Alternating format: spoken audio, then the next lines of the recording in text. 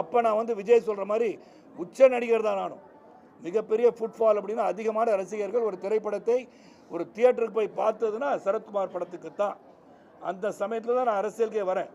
ஆக அந்த ஃபுட்பால் இருக்கும்போது கூட உச்ச நடிகராக இருக்கும்போதும் பெரிய பெரிய வெற்றிகள் கொடுத்த போதும் நானே அரசியலுக்கு வரேன். காரணம் மக்கள் சேவைக்காக. அன்று எல்லாரும் சொன்னாங்க அவங்களை எதுக்கவே முடியாதுன்னு. வீட்டை வந்து சொன்ன மாதிரி அன்பு சுந்தர் பேசும்போது சொன்னாங்க, கல்லால் அடித்தாங்க, மலத்தை கழித்து ஊற்றினாருங்க. ஆனால் 40 நாட்கள் தொடர்ந்து பிரச்சாரம் பண்ணேன்.